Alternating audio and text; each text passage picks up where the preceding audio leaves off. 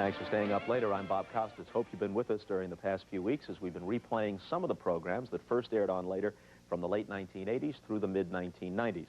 This week, on the heels of Bill Murray and Mel Brooks and Richard Lewis, it's Garry Shandling's turn. From the fall of 1992, we like to think that his appearances on later were all part of the in-depth research that led to the Larry Sanders Show. Here's Garry Shandling. You used to be a writer for sitcoms, right? For Sanford and Son? Yes, when I was 25, I started writing on Sanford and Son. That was the first show I ever wrote for. And then I did that for about 2 years and went over to Welcome Back, Kotter for just an episode. And then I was hit by a car. That's not a joke. I was then hit by a car, and my writing career came to an abrupt halt. And then I wrote for a couple other Too bad sitcoms. the car didn't.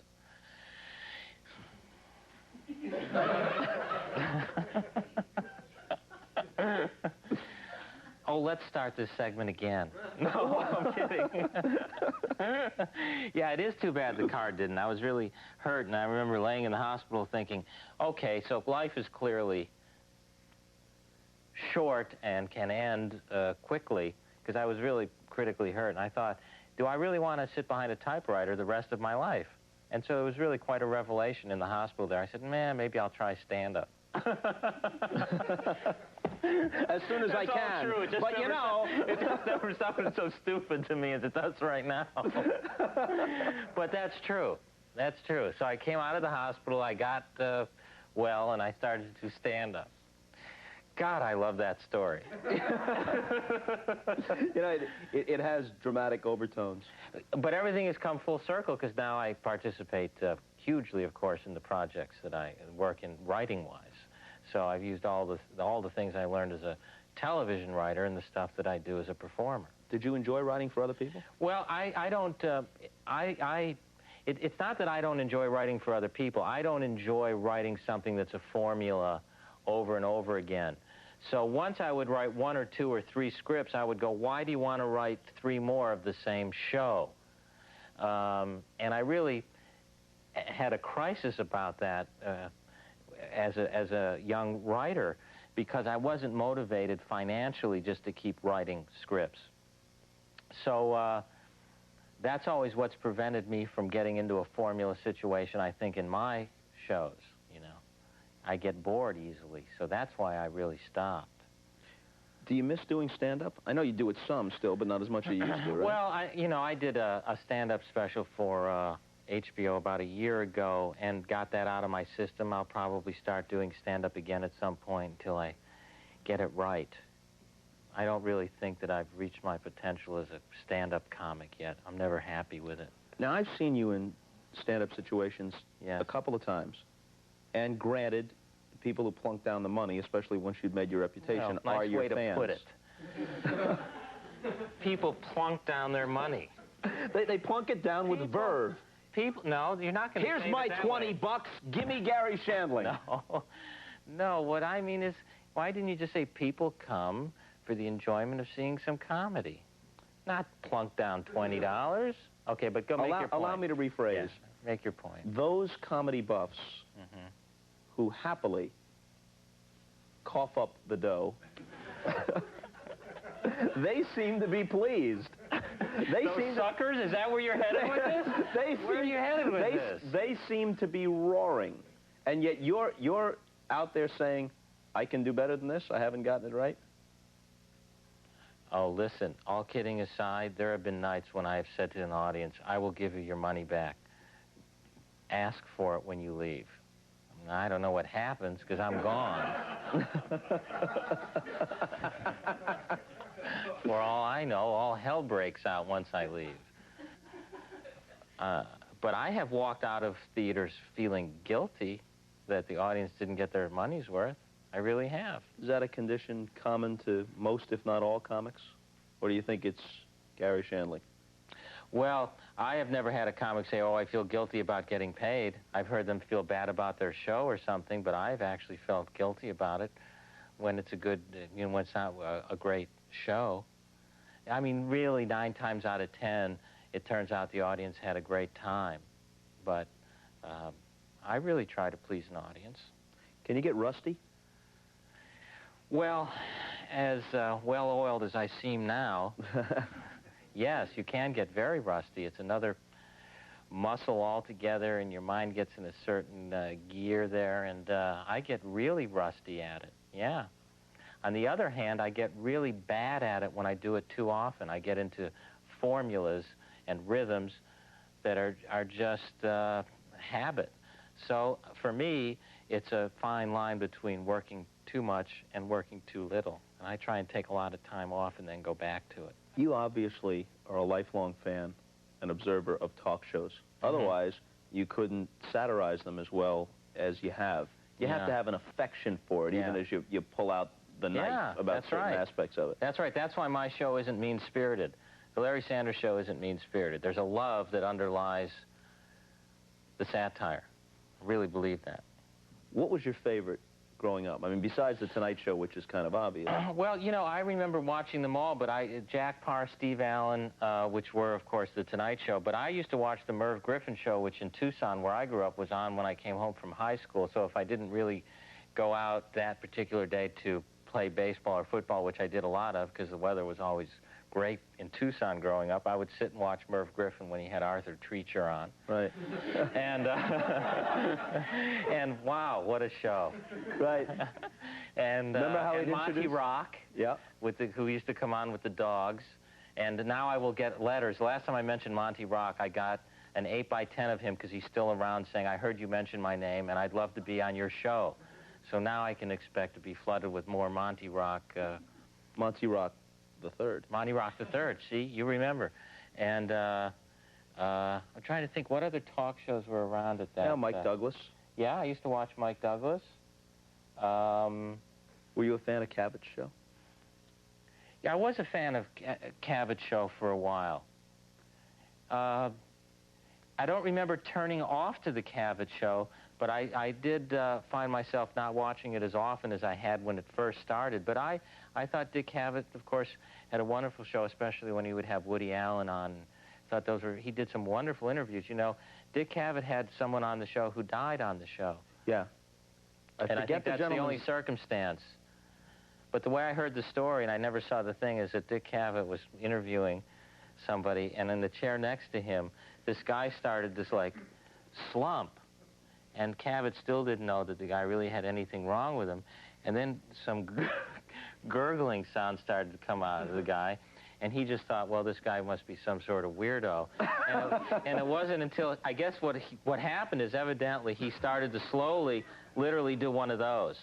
And Cavett just watched him and maintained his conversation until the guy fell flat. And then Cavett said, let's take a commercial break. Which is always the wisest tactic. Don't you wish in life, in an awkward situation, you could say, hey, we'll be right back after this word. As you may remember, Garry Shandling frequently filled in for Johnny Carson on The Tonight Show. When he visited later for the first time, I asked Garry about that. Before you were talking about The Tonight Show, and a lot of people would say, even given the great success of the Garry Shandling Show, and it's obvious that you wanted to go in a slightly different direction than conventional television, how can a guy give up a permanent slot as the guest host of The Tonight Show? And you did, of your own accord. Well, you know, it was a really difficult decision, and you know, it's not one I'm comfortable with yet. You know, it'll be another year before I know if several decisions I've made were the right ones. And you know, I was doing my own show, and The Tonight Show, whom I have a wonderful association with, wanted me to split the weeks with Jay and guest host 4 weeks, and he would guest host 4 weeks. And I'd been hosting and whatnot, and it was at a point where my show was so consuming, because I was writing as much as I was performing, that I said, it's impossible. I was really insecure about my work suffering in one or the other.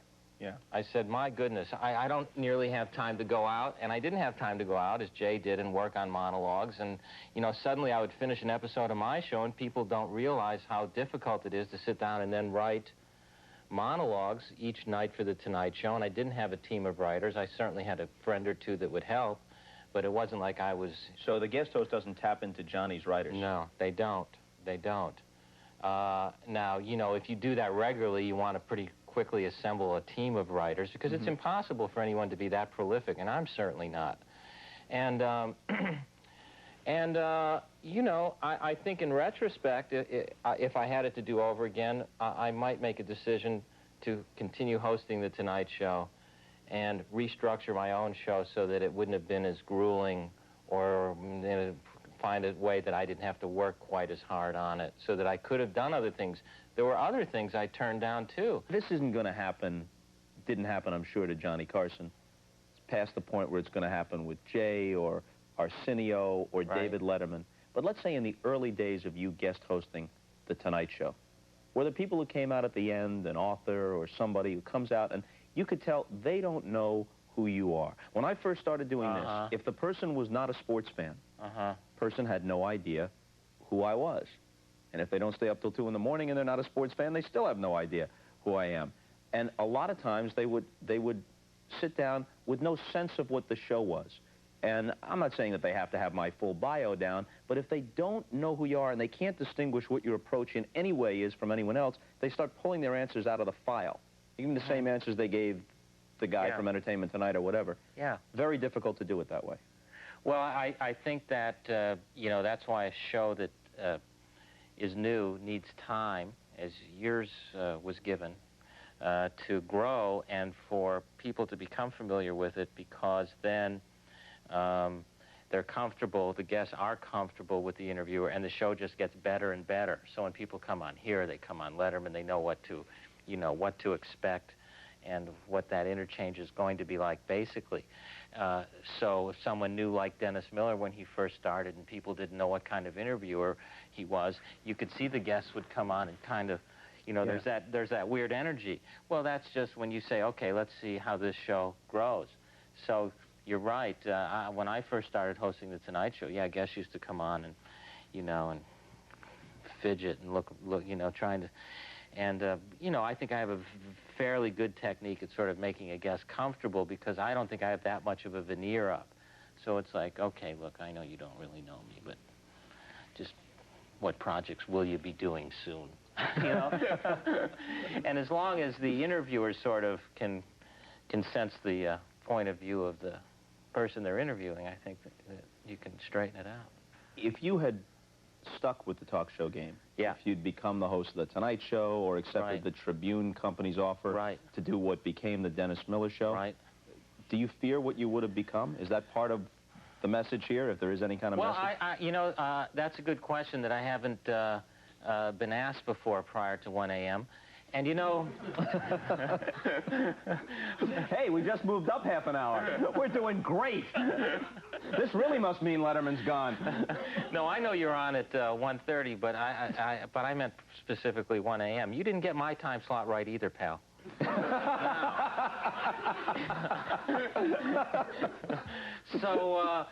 So, yes, I have a fear that if I was on television every night, you know, I have a saying that the only thing odder than being on TV every night is wanting to be on TV every night. Now, we would have to have a long discussion about at what point in your life you said, you know what I'd like to do? I'd like to be on TV every night. Because that's a real interesting pressure to have to go through. I mean, this is kind of a laid-back show. I still think this kind of show's a slightly different thing than what we're talking about, but with an audience and getting guests and doing the whole thing. I would think that being on TV every night with that kind of pressure and that kind of competitive environment could really harden you and make you something you didn't want to be. Because when I was doing my series, I get consumed with it enough that I have no other life. Now, you and I, interestingly enough, I think are basically the same when we were off camera as we are right now. But that's not even the norm. You know, I think you're very close to how you are off camera. You know, the reason is because I'm not a performer. That's true. I mean, you have to perform a little bit as a broadcaster. And I think I'm more of a performer than when I first started, because you learn things about how to communicate more effectively. But I'm not an entertainer per se. Yeah, you have not manufactured that false veneer of, say, your buddies. Was that well handled? As opposed to now, of course, you know, now off camera I'll tell you whose names, but we all know who we mean. Yeah. You at home know. You just change the channel and look around. They're all over the place. Now, I have one of these things here, which you will attest to the fact that I have not looked at, really, since we started, except to check the start time of the Larry Sanders Show, which is, by the way, Saturdays, 10:30 on HBO, and then repeated on Wednesday. Now, in your experience, how often does the host of a talk show simply go right down the list? Well, I think it varies on the host. You have asked me that one exactly where you were supposed to. Yeah, it was question 6A. As we worked it out in the green room. But, you know, that's easy to tell at home. The viewer can watch because you will see certain hosts, and I'm going to be fairly careful on divulging what I think of each guy right now. But you can watch guys just glance down, and if they're glancing, you know, constantly, you know they're just going down the list. Yeah. Other people, it seems to me that Letterman strays from the list a lot. I can't even catch him looking at it quite often. Now, when I go on Letterman, he tends to ask the questions that we've talked about. But you get the feeling, I get the feeling from watching him that he doesn't stick right to the list. But I see others who do. Sometimes it would be a bad thing to just simply stick to the list because it's going to cut into the spontaneity. You're not listening to the person's response. They say something interesting, and you just move on down the list. That's a bad interviewer. Other times, though, it actually is disconcerting to the guest if it's too freewheeling because the guest comes in, talks to the producer beforehand, and usually, if it's a comedy-type show, has 3 or 4 areas that lead into a story, and he at least wants the setup somewhere in the ballpark so we can get to those things. When I was hosting The Tonight Show, I remember one guest, and I had the list. And the question was, please ask me about my exercise video. And these were the questions that the guest wanted to talk about, that they had, in the pre-interview, agreed to talk about, and in fact, they were plugging their product. It was an exercise video, and they'd also done a video about something about, it wasn't safe sex, because this was about 7 years ago, when, of course, you could have sex with anything. And then, but this was about, but it was about young sex or something. It was about relationships. It was a young person, and then something else. And so I said, so I understand you have an exercise video. And she goes, well, why do you want to talk about that? I remember making me feel like, oh, so I'm the weird guy for bringing up exercise. Okay, well, let's not talk about that. But you have another tape that you have about relationships or something. She goes, is that all you want to talk about, or my tapes and my...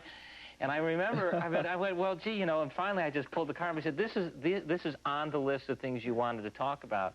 And I remember saying to the producers, was that me, or was it her afterwards? And they said, no, that was her, and we won't book her again.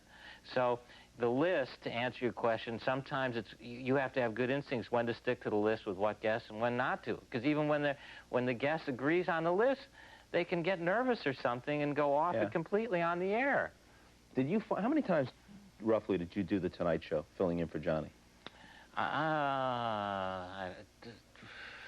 20, 30. Way more than that. Maybe, come on. Maybe 700.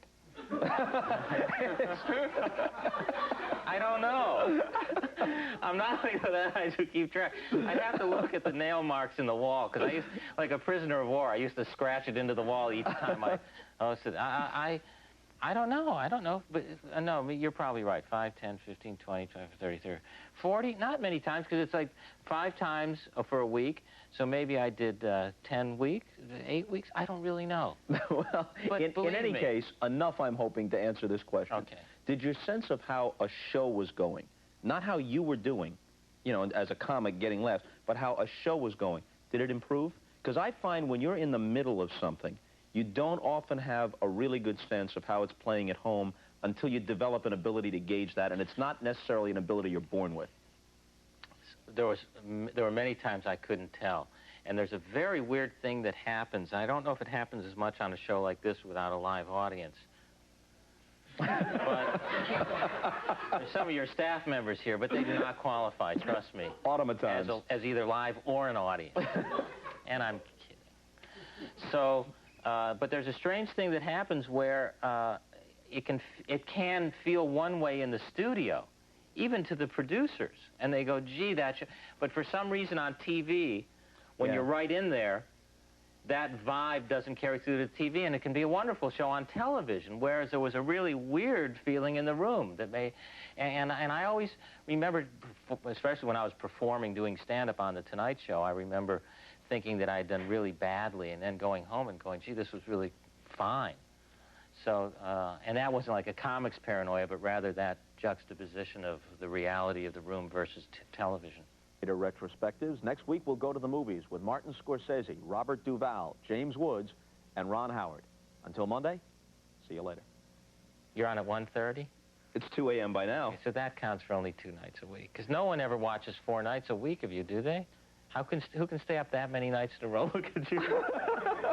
What I mean is any singular person, any one person can't watch you 4 nights in a row because, you know... It depends. What if they work the late shift? What if they're unemployed? Exactly. What if they're an insomniac? Exactly.